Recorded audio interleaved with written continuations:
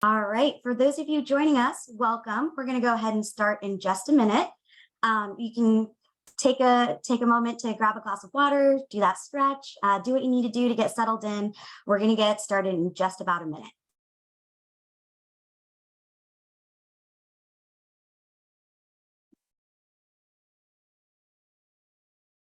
And for those of you who are just joining us, you can also jump into the chat function and let us know where you're joining in from. Introduce yourselves.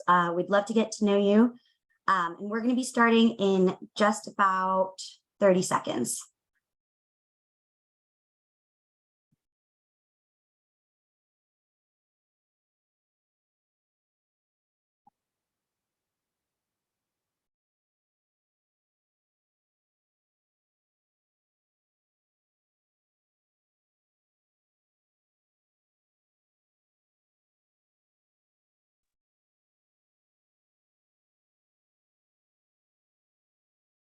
Okay, welcome everyone. I'm going to go ahead and start us off so we can get through some housekeeping and kick off the event for today. My name is Danya, and I am the director on our portfolio experience team, and I lead our diversity, equity, inclusion efforts. Our mission is to build a vibrant community of scale-up software leaders that we've invested in. And one of the ways we do that are through events like this, as well as content and engagement on our Go portfolio platform. I'm really excited to invite both leaders across our portfolio and our internal firm on this call. And so before we get started, we're going to just go through some quick housekeeping items. As folks are already doing, we'd love to engage with you on the chat function. Introduce yourself, let us know where you're joining in from, your role and company that you're joining from. If you'd like to share our LinkedIn profiles with your fellow peers, happy to do so. And you can also use this function to send in questions for us throughout the conversation. We'll be opening the last 15 minutes up of the session for questions, and we'll do our best to go ahead and answer as many as we can. When the event ends, there's going to be a 30-second survey that'll pop up on your screen. We'd love for you to take that. We really read every single response, and it really helps us curate events for both internal and external events. And last but not least, this event will be recorded, and we will be sharing this on our Go portfolio platform.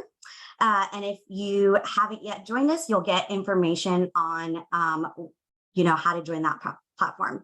And so with that, I'm going to go ahead and kick it off to Joe and Amy to start the event. Hi, everyone. Thanks a ton for joining today. Here at Insight, we are very excited to be kicking off our Pride Month celebrations and month of programming with today's Fireside chat on identities in the workplace. We and all of you are leading more diverse workforces than ever.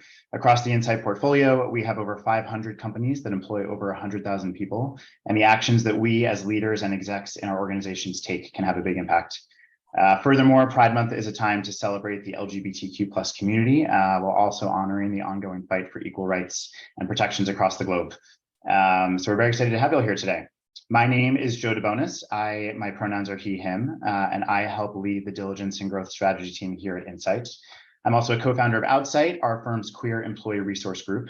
Part of the reason I co-founded Outsight and why I'm excited to be having this discussion here today is because the queer ERG at my first job out of college was instrumental in empowering me to bring my full self to work, something that I didn't think was appropriate or possible at the time, and I was enormously grateful for that. I'm also joined by Amy, who I will let intro herself. Thanks, Joe. Hey, everyone. My name is Amy Chen. I use she, her pronouns, and I'm an associate in our diligence and growth strategy group. Also a member of the Outside planning team along with Joe. And, today I am really thrilled to be joined by Sam Gill, co-founder and president of Sylvera, and Brian Gumbel, president of Armis, who will share their personal stories and journeys, as well as their perspectives on building inclusive teams as leaders and members of the queer community. So first, a bit more on Sam. So Sam Gill co-founded the carbon intelligence platform Sylvera alongside CEO Dr. Alistair Fury in 2020. Sam started his career working for global law firms, where he advised high-profile asset managers on multi-billion-dollar hedge funds and the complex regulations surrounding highly liquid trading. Wanting to make a more direct positive impact on people and the planet, which feels prescient today given all the smoke here in New York. Sam moved to Baker McKenzie, where he focused on environmental, social, and governance products, ESG products. It was at this time that Sam first advised on a major carbon offset issuance. This sparked his interest in carbon markets, and he was concerned that the market lacked the necessary infrastructure to allow it to scale quickly and with integrity. He left law to found Sylvera to tackle these issues. Sam is a regular speaker at industry events and a trusted advisor to multilateral institutions, government bodies, and sustainability professionals. He was also named to the Forbes 30 Under 30 Europe list in May of last year. So welcome, Sam. And also welcome to our second panelist, Brian, who uses he, him pronouns and serves as president at Armis, the world's most intelligent platform for asset management and cybersecurity. Brian provides enhanced go-to-market strategic guidance across the entire business as it accelerates its growth and prepares for a future IPO. He joined Armis in 2020 as CRO, and during his tenure, he tripled the revenue in less than 2 years and achieved 100 million ARR, which is incredible. And over 25 years of industry experience, Brian has a proven track record of success in emerging tech and cybersecurity, building and managing world-class sales functions on a global scale across multiple organizations, including Forescout Technologies, Tanium, McAfee, and Cisco. Brian is a recognized LGBTQ+ diversity champion and passionate advocate for women in business and technology. So welcome, Brian. It's great to be here. Brian, before we kind of dive into these roundtable questions today, would love to hear from you directly about the journeys that got you here today. Brian, looking to you first, what does your story look like leading up to this point? Yeah, sure. So first, let's talk about the short-term journey for me to get from New York over here to London. I was actually stressing a little bit whether I was going to have to do this call on an Uber on heading to the airport. There's quite the fire going on in Canada, which has grounded a lot of planes, and very, very sad, but happy to be here in London where the air quality is just absolutely perfect. It's great to be speaking with all of you today. So my journey, I grew up in a town called Bergenfield, New Jersey. Not sure how many people know where that is, but a small suburb outside of New York City, and a blue collar town, but great place to grow up. Went to high school there, went to college. I was unsure of what I wanted to do. My journey was kind of all over the place professionally because I wanted to go to a school to do radio, TV, film. I then went undecided. Then I went and changed to pre-med of all degrees. And after 4.5 years, graduated with a pre-med degree, worked in a hospital, decided I didn't want to do direct patient care, and then wound up in sales. And I started selling long distance service and dedicated internet, which wasn't the sexiest thing to be selling, but I saw it as a means to an end. Landed my first big opportunity at Cisco.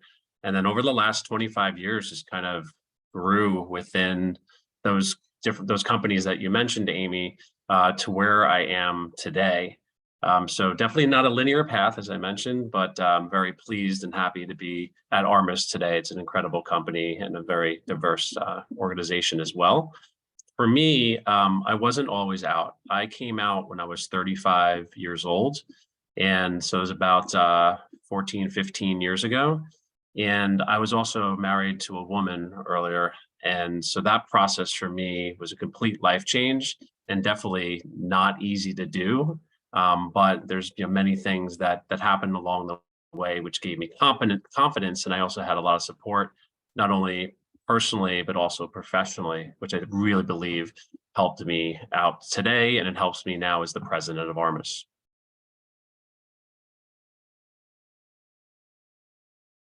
And Sam, looking to you next. Awesome. Yeah. So I'm Sam, one of the co-founders of Sylvera. My background, so I actually grew up in a rural farming town in mid Wales, which for those of you that don't know where Wales is, it's a country in the United Kingdom. So it was very rural, quite a small town. And I actually was born to my parents who were pastor and pastor's wife. So I was born to like a very religious community. So I was growing up in a kind of small farming, pretty homophobic environment in a religious community. So like I had a fairly difficult time coming out in that would have been my late teens. And for me, I think it's sort of moving over to university, starting my law studies, that was a bit of an escape for me. And it was a great time to kind of explore who I was and deal with some of the kind of big questions that growing up had left me with. After I finished university, I moved over to London, where I started my career in law. So I did about three and a half years in law. It was a pretty intense time. So I was working for firstly big American law firms and then moved over to Baker McKenzie. So I was working pretty intense hours.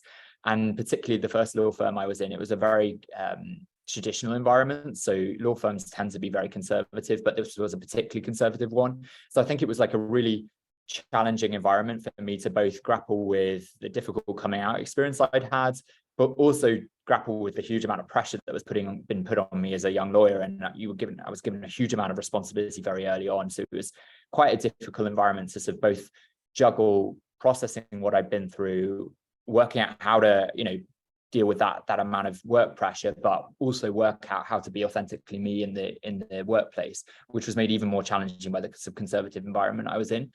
So I spent a couple of years in that environment, then moved over to Baker McKenzie, where I started working on ESG things. And that's how I kind of came across the idea for Sylvera as a company. And it was that point that I jumped out to start the company. And I think the experience of juggling a huge amount of work pressure, B, the kind of ramifications from my coming out journey, and then 3, what it was like dealing with that in a conservative environment, it left me with like this real passion to make sure that the company was a really safe place to be, that people could feel themselves, feel free to be themselves, that they felt safe, that they could, basically not go through all of the experiences I had. So I was like very, very, very determined that I'd create like a safe space to work. So yeah, that's kind of how I've got to where I am. I think the interesting thing about my role is increasingly spending a lot of time places like the UN conferences. I spend a lot of time with sovereigns, big regulators, and often sometimes in countries that aren't particularly LGBT friendly, whether that's in the Middle East or the Far East. And so I think, again, like that's given me a new set of challenges, again, how to be authentically myself as an LGBT leader when kind of interacting in those sorts of environments. And also, provide a good kind of role model to the team as well while I do that. Yeah, Sam, Brian, thanks for sharing a bit about your stories. A common thread that I heard in both your journeys was this theme of like striving towards authenticity in spaces that sometimes it was hard to do. And it's certainly something that I think about myself all the time. To that end, like, how have you both thought about bringing your authentic self to work, and what does that look like throughout the years? Yeah, sure. I guess I can start first, Sam. For me, I don't feel like I truly unlocked my true potential until I found the confidence holistically. And that was when I not only came out to my family and friends, but I also came out professionally. And before I came out, I didn't realize how necessary that would be.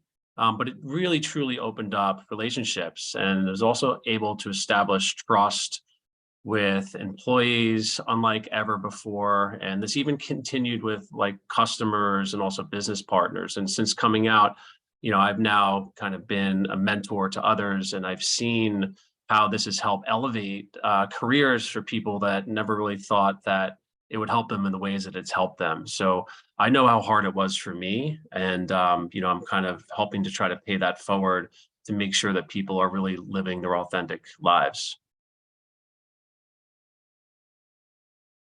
And to answer the question from my perspective, I echo a lot of what Brian says there. I think, growing up as a young professional in that sort of conservative legal environment, I think the impression that I really received, to be honest, was that being professional meant being heterosexual, being traditionally masculine in your behavior sets if you were masculine, and traditionally feminine in your behavior sets if you're a woman. And there wasn't really a blueprint for what it looked like to be professional as an LGBT individual. I didn't have those examples. So I had to go through that process of working out what it actually meant to be me and authentically me while still be professional. And that was actually really, really challenging for me. And I think like the way I see it is I have this like really exciting opportunity to just be aggressively and authentically myself as a leader. And by doing that, I set permission set the permission for like the rest of the organization to behave that way. I like by being me, it's the loudest signal I can give that it's safe to be yourself. And that's I think probably the most powerful thing you can do as an LGBT leader is just be super, super open and really share yourself with the team. And that gives them permission to be safe. And, you know, if you're a leader and you're not LGBT yourself, be open about the queer people in your life, show that you support, be open about your allyship. So I think those are really, really important aspects. Yeah. Did either of you have kind of open mentors or role models early in that time, or were you kind of just really navigating this yourself and defining what it looked like to be out and open? In my first look, go for it, Brian. Oh yeah, so I was trying to think. There weren't many, but the one person that I came out to was the first person I came out to professionally was openly gay. And he definitely, helped me through that journey. But there really, as Sam mentioned, there really wasn't a blueprint. There's kind of a perception I think we both had that you had to act a certain way, you had to be a masculine man in the business world to be able to succeed. And I was even thinking, like, how are people going to perceive me as an out leader? Are people going to respect me?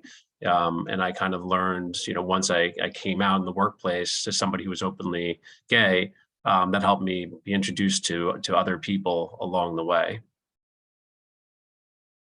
And then similarly, there weren't a ton of role models for me, and those that did exist weren't particularly open about who they were. I think that changed actually during the course of, as I made friends and people were increasingly like showed who they were, and also actually I think the environment in the firm actually subtly started to change as well.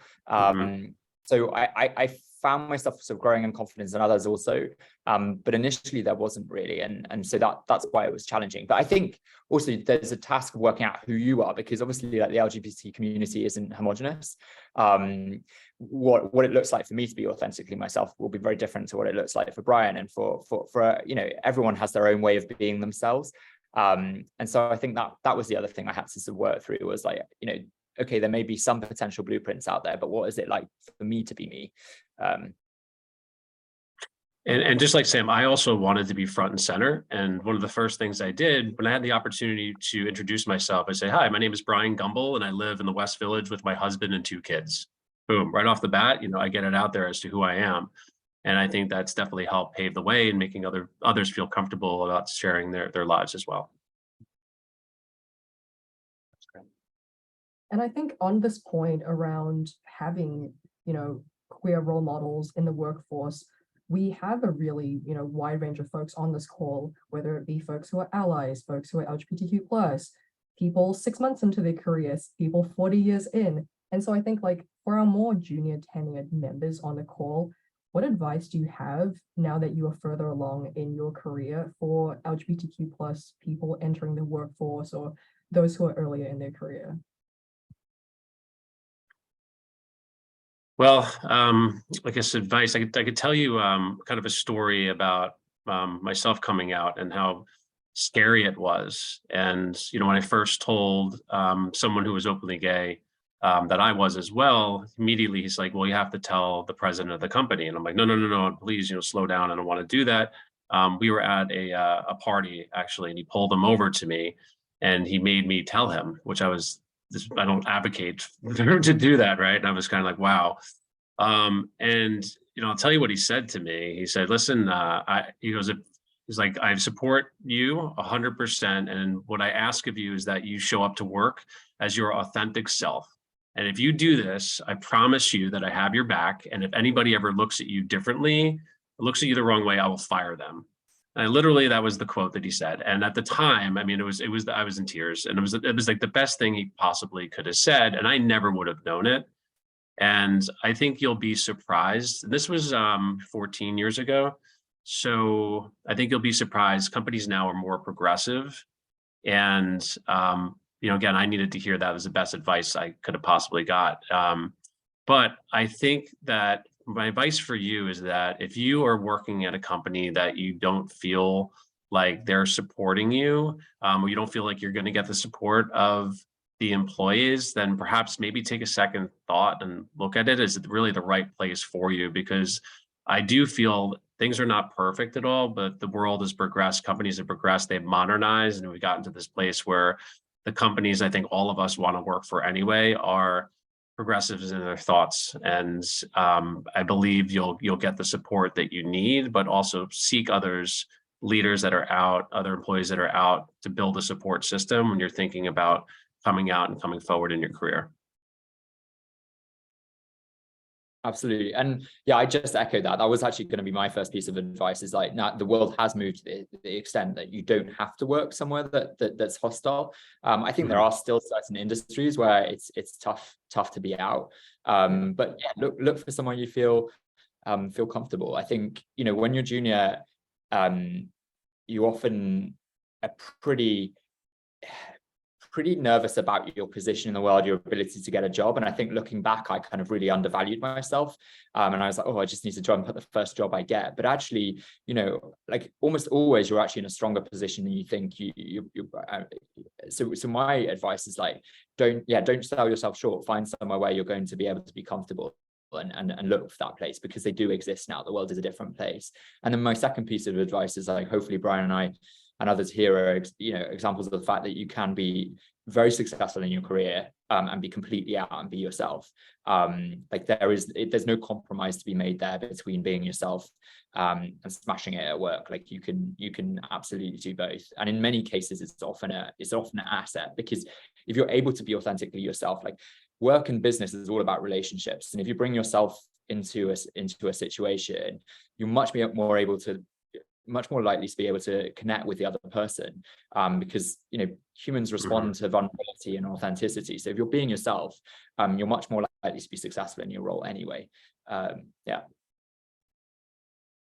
Well, I agree. I think there's like the question of, do you have the energy to change the place that the place where you're working if things are not great? But we do have kind of the market power now to walk away. And even I think about in the recruiting process, like walking away from interviewing for jobs where you get the sense that that place might not be as supportive. Thank you both for that. Pivoting a little bit to your role as a leader and an executive, we had a lot of audience questions about building inclusive work environments. And so kind of two-part question here.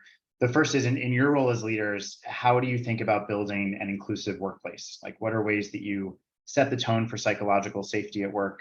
Everything from philosophically to how you think about policies in your workplaces to, Brian, I think you gave a great example of just a micro action of how you intro yourself as living in the West Village with your husband and 2 kids. What do you think about kind of building a very inclusive work environment in places where you are leaders? Yeah, sure.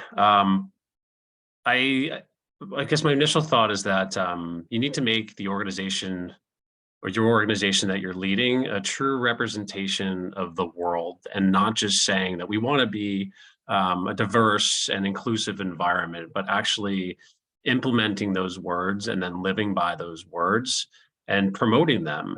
You can't just have one LGBTQ person in the company and then make them feel 100% comfortable at all times. You need to have a very diverse group, and that policy should extend also to gender equality and racial equality, et cetera.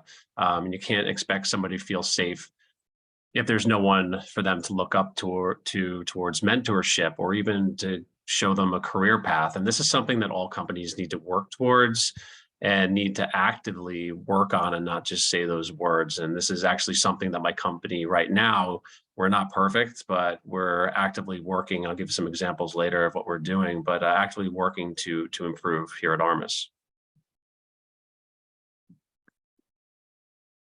Yeah, and I think that's 100% correct. I think it's all about the follow through, right? So, if you look at a lot of companies, they've got their kind of inclusive policies, maybe for parental leave, or they've got their inclusive policies in terms of their hiring policies. But if it doesn't actually produce real impacts, I think that there's a big question mark there. So you have to really show your follow through as a leader and make sure that these kind of structures that you put in place actually result in the kind of inclusive environment that you want. I also think words and actions really, really matter. And I think one kind of core tenet of being inclusive that I found is don't make assumptions that everybody's life is the same as yours. So if you're a kind of a straight leader and ally, don't assume that the LGBT people in your company that their families look like yours, or their family life looks like yours. So, or don't assume the gender of anyone's partner, don't assume the pronouns of someone's, don't assume how they spend their time is similar to yours. So I try and keep a very open mind. I try and be really inquisitive. So like I try and encourage the team to share about themselves. So I'll be like, what did you get up to at the weekend? Or, you know, if they mention a partner, I'll be like, oh, who are they? Rather than using a kind of a gender specific pronoun. So I think like modeling language patterns and behavioral patterns and, you know, patterns of interaction within the company that kind of leave it open for people to share themselves and don't make assumptions. I used to remember, for example, like with social mobility, I was, you know, young and not very well off, and I joined this law firm. Everyone used to talk about skiing. Like it would be all they talk about during the winter. They'd be like, oh, I went skiing. You know, you forget that that's actually a very privileged thing to do. It's very expensive skiing. So, you know, just things like that. Just bear in mind that somebody's life might not look and feel like, and model that in your behavior. I think that's actually a really important set of actions as well. As someone who has actually never been skiing in their life, I really appreciate that you said that. But I think like something else that you said was around ensuring this follow through. And Brian talked about creating an environment that reflects the world that we live in across all dimensions, right? Like I know we're talking about pride today, but also, you know, gender equality, racial equality, all of that. As leaders yourselves, what quantifiable diversity goals have you found helpful at your company? And we have a lot of folks right now on this call who are trying to think through, you know, why quantifiable goals are important and which ones they could bring to their organizations. Yeah, it's a really good question. And, you know, I think part of that question is, why are goals important? You know, and I think goals are important. You need to measure those goals. Otherwise, you don't know what you're executing upon, and you can look back and nothing really got accomplished. So you set a goal that you want to have a certain percentage of diversity within your environment.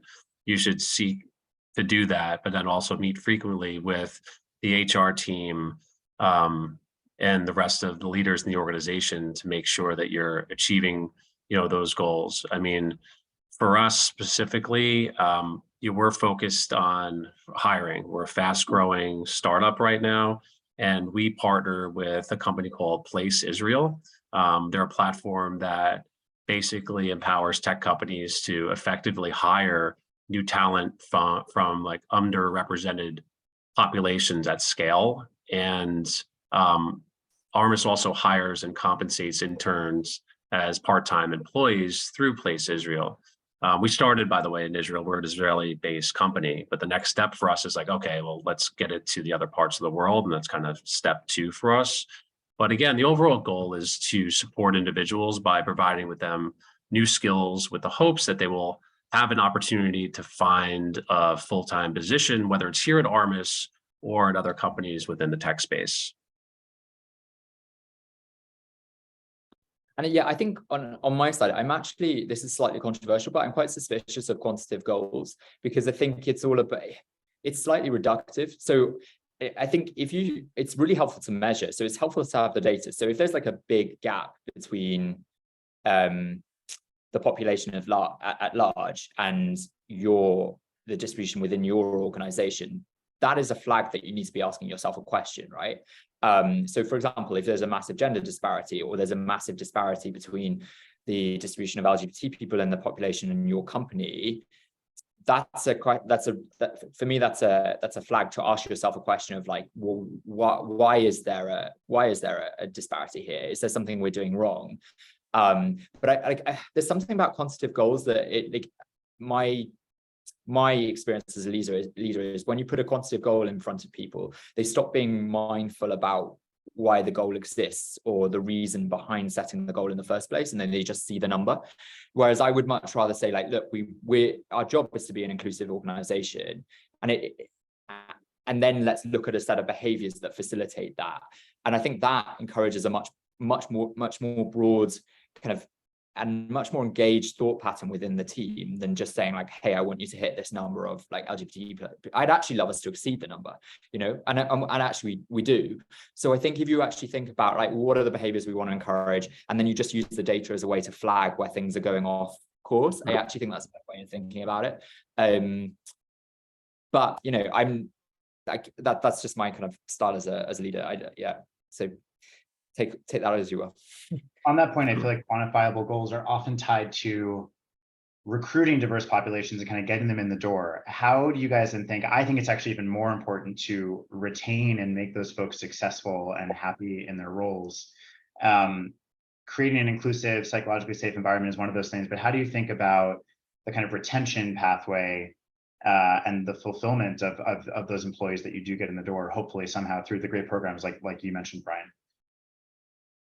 Yeah, I mean, look, regardless of what the background is of the employee, I mean, we focus a lot on employee retention, making sure that we have a fun workplace, a workplace that all people can have career advancements, not just within the sector that they're in within the company, but we spend a lot of time on, you know, one of our top initiatives is retaining, hiring and retaining top talent, and the retaining piece is really hard, especially in this market. So we're kind of like, we treat all employees who are our top employees, and even the ones that need coaching. We have an amazing enablement program that we've launched, but really looking to improve the skills of all of our employees so they can grow and stay and prosper in here at Armis. So it's I would say if that piece is not specific to any one group, it's for all employees, and we're very kind of open about that. But kind of focusing on DEI, I mean, we definitely, like, as an organization, we like to celebrate. We love parties. We're focused on different DEI parties throughout the year. But one of the goals in doing this, and there's other groups too that we do this with, but it's just to make sure that we create a space where people can learn and kind of ask questions in 100% judgment-free space. And like, to celebrate Pride Month this year, we're hosting a workshop with Ben Green, who's the first openly transgender man to come out in his entire town, smaller town. And he's going to be discussing the issues facing the LGBTQ community and the workplace at large. And by doing these things throughout the year and different months, and it's very important just to show your ongoing support for these diverse groups. Absolutely. And then I guess all I'd add on my side is that's actually why I feel so passionately about like not having particularly quantitative kind of these purely quantitative, because if you're trying to recruit, especially at the exec level, diverse talent, because the population is large actually isn't, sorry, the population of executives at large is not representative, it's not diverse. All you're doing is really skewing your average internally versus the average of the market, which is a problem, right? Now, it is great that you send that signal out to the market that diverse talent is valued, and that you're willing to, for example, even pay a premium to have diverse talent, and that those guys are put in a strong position. But where real change will happen is if we're able to nurture talent up through the ranks. So, we put a lot of emphasis on trying to make sure that the team internally are supported to be promoted, to become leaders themselves, and so that we're actually able to skew the metrics for the execs of the future, because that's what real change looks like. And the only thing I'd add maybe is it's about that kind of, I was talking about earlier, don't assume that a diverse individual's life looks and feels like yours. And there are many experiences that particularly the LGBT community won't have had that others will. And so sometimes they will need extra support because they won't have had, for example, maybe they won't have had a strong family situation, or they'd have had difficulty with their family when they came out. So they might not have had the sort of mentoring that a lot of children from, families that are more supportive might have had. So, that was a thing for me.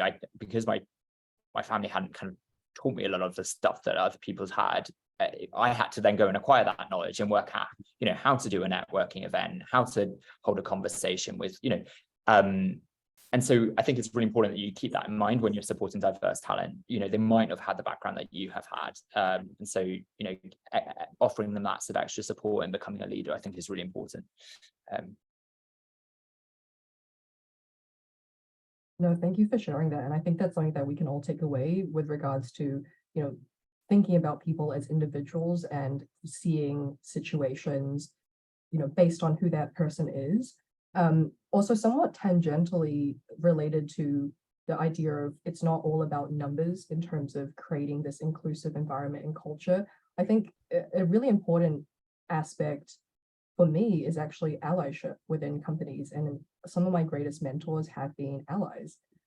We also have a number of fantastic allies on this call. And I think there's a question that we received a number from the audience around, what does allyship mean to you, and how can we all be better allies, and what are some steps that as individual leaders we can take to build more inclusive teams?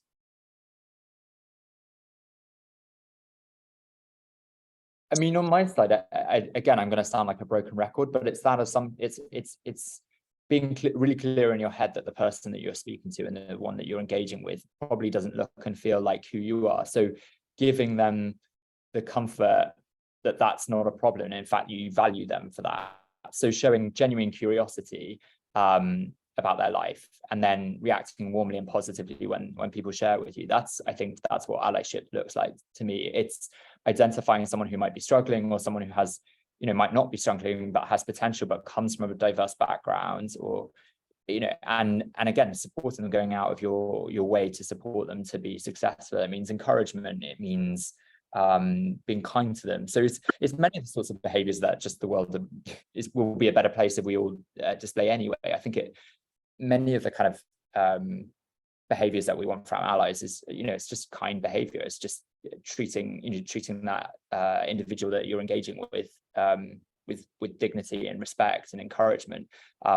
So I often just don't think it takes anything particularly extraordinary. It's just making sure that you really commit to that thoroughly. Yeah, look, I agree with Sam, and allyship is extremely important from all the other groups to support us. And they say, like, misogyny is a male issue, homophobia is a straight issue, transphobia is a cis issue, and like we need those groups to kind of help us and step up and be accountable and consistently do the work to ensure that safety and equality in the workplace happens in the workplace and also beyond. And I have a lot of friends and allies that I often work with, and a lot of I'll say my straight leader friends, they get involved in Pride Month, which is awesome to see. And I really appreciate that, and they get behind Pride Month in their own firms, and really just shows that they support it, whether they're out or not.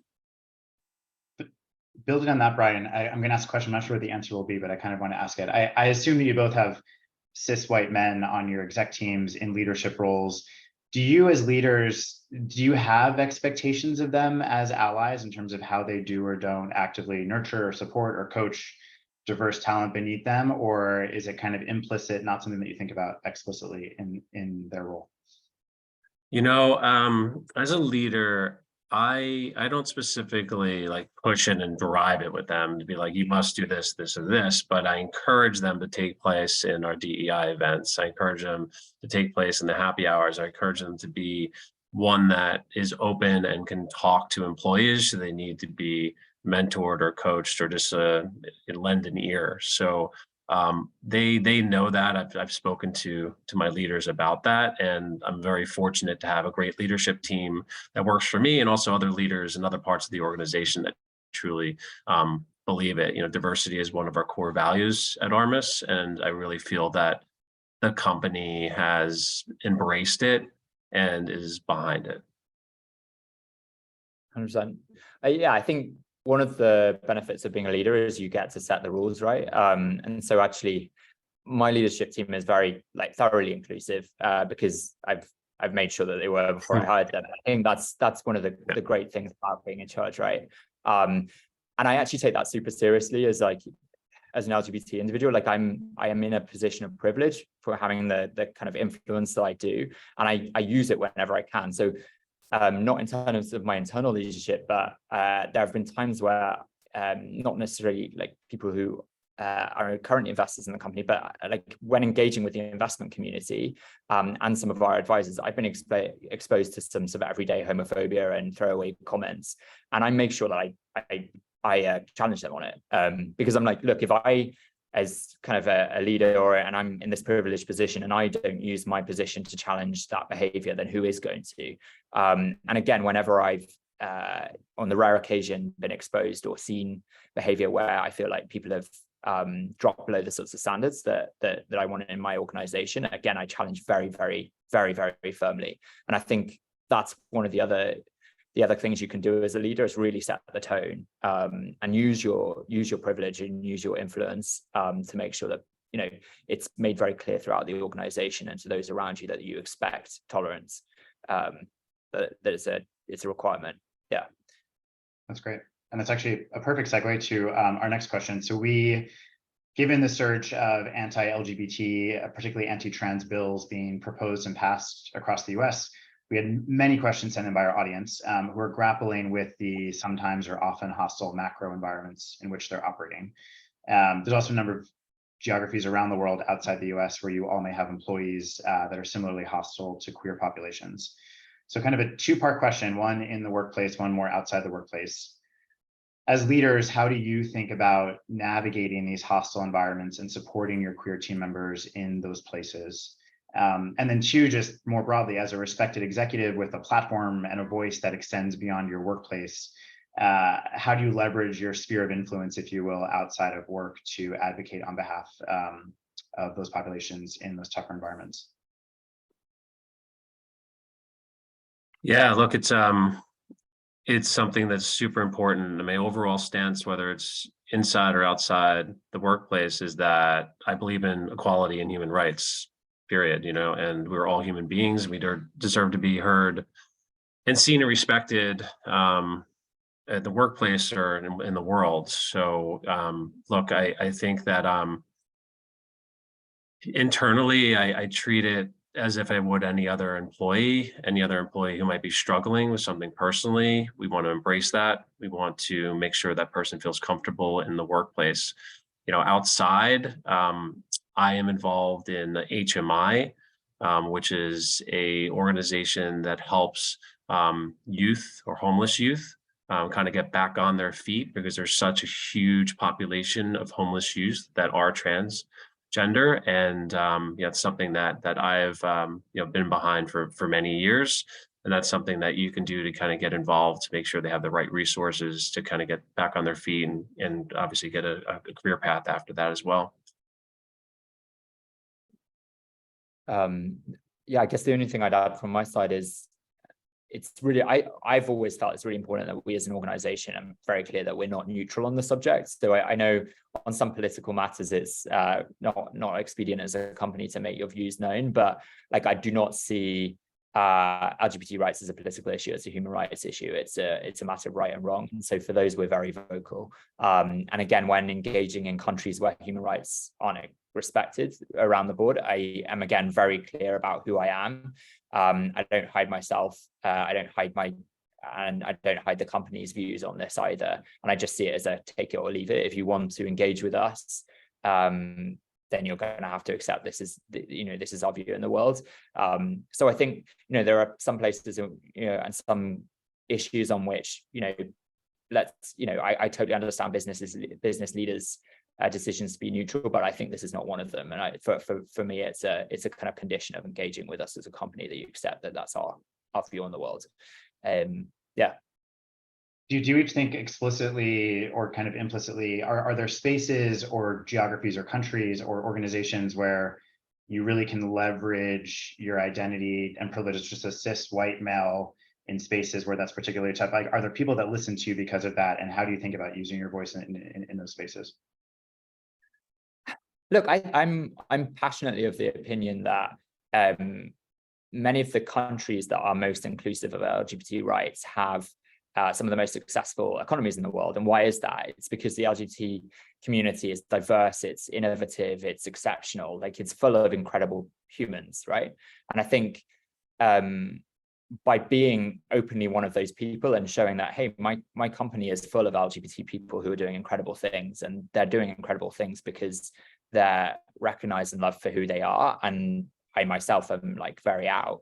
I kind of see it almost as if like, look, we're being an ambassador for the importance of LGBT rights. So, you know, when I engage with people or institutions from kind of countries that are like hostile to LGBT rights, I'm not, you know, I don't kind of give them a lecture or kind of sit on my parapet and sort of discuss my views on this, but I'm authentically myself, and I hope that shows them that, look, you know, these are the benefits of being an inclusive society, that you get this type of innovation. There's a reason that that this company was incubated in a diverse society, because it's that kind of ability to think freely and be ourselves that's allowed us to come up with what we have. So that's the way in which I kind of try and represent the community when I'm out and about. Yeah. Mm-hmm. Yeah, and I do the same. I don't hold back. I'm still my authentic self when I visit countries that might be 50 years behind the United States. And I just try to use it as more of a teaching opportunity and just education. They just don't know because that's not the way their culture was built, but hopefully one day that will change. And I think it's through these conversations that sometimes you have to have individually that will one day change the masses. Great. We have started receiving some live questions. I encourage everyone on the call to post questions in the chat. The first one, interesting kind of sales-oriented go-to-market question. The first question is, we've had some negative feedback and pushback from customers lately on our inclusivity initiatives, such as pronouns and email signatures. How do you each think about balancing like uplifting and promoting an inclusive environment in this difficult political environment with customers who may have thoughts that are quite different from the policies that you are enacting in your companies? I've left a lot of my sort of religious upbringing at the side, but one of the things that my family did always teach me was that if you really hold to your principles, you will hold to them when they cost you. And in fact, you only really know what someone believes when it's going to cost them, often in the pocket, but also in other ways. So my sense is like, let them complain. And if you really believe what you do as an organization, then you'll take the hit. And I've always been of that opinion that, I'm going to be authentically myself. If that, for example, like cost us a contract with, a country from a space that doesn't respect LGBT rights, that's fine. Like that's absolutely fine. I'm very happy to tell my board that we lost the contract because of that. So I would keep going. Well done. Try and educate the customers when they reach out, but don't stand down, because it is a battle, right? Like LGBT rights didn't sort of appear overnight on a platter. We had to fight for them. Yeah. I echo the same thing. You're going to lose contracts maybe here and there, but in the grand scheme of things, what's right and what we're fighting for. So yeah, I have same views as Sam. Great. There's a follow-up that just came in. Have you seen leaders in your organizations who are less willing to forego that contract? Has this come up, and have you had to kind of correct people within your org in terms of how they respond? So, no, go for it, Sam.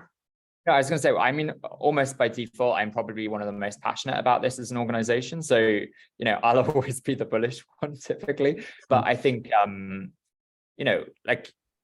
ultimately, whenever I push the point, and I don't think we really had to have it. And I'm just thinking about this on more broader kind of matters of principle. Typically, there'll be a bit of umming and ahhing, a bit of debate, but I've always found like people when you kind of remind them of the kind of higher order will usually fall into line. I don't know if you've found any different, Brian.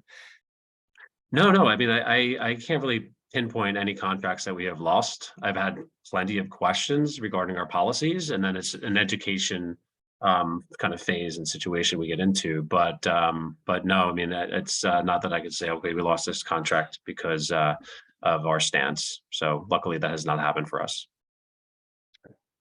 Yeah. Cool. Second question we got was, what are some best practices that you both think of to maintain conversations, awareness, kind of keeping diversity topics, whether it's LGBTQ plus or others, top of mind outside of the months on the calendar? February for Black History Month here in the US, June for Pride. How do you think about this as a year-long thing in your companies, as opposed to throwing up the rainbow pride flag June only? So we've tried to incubate like a really diverse and vibrant ERG ecosystem, and I think that's a really good way of making sure that these issues like don't drop off the calendar. Because also, like, you know, as a leader, you've got a job to do, right? So you can't spend like hours and hours and hours kind of. So I think, you know, pushing it down into the organization in a positive way and saying like, look, if you know we're a community here, you're as much a part of this company as I am. If you want this to be a vibrant and kind of diverse ecosystem, play your part in it, and facilitating that and encouraging it. But I think those ERGs have been a great way for the company to kind of keep those issues in constant debate, and they really keep us in check, actually. So they give us a hard time around our hiring if we're not being kind of true to our goals, and yeah, that it's been a really positive thing for us. Yeah, for us, I think it's just everyone just talking about their true authentic self, number one. Number two, doing volunteer work, charity events, getting together, just those different social engagements, but just always keeping it top of mind and not just making it the theme of the month, as you said, Jim. In your orgs, how do you think about like a top-down human capital or HR, DE&I led kind of like strategy and calendar of events versus responding to just grassroots interest in your orgs for driving the types of activities or celebrations or volunteer opportunities that folks kind of want to have from a grassroots perspective?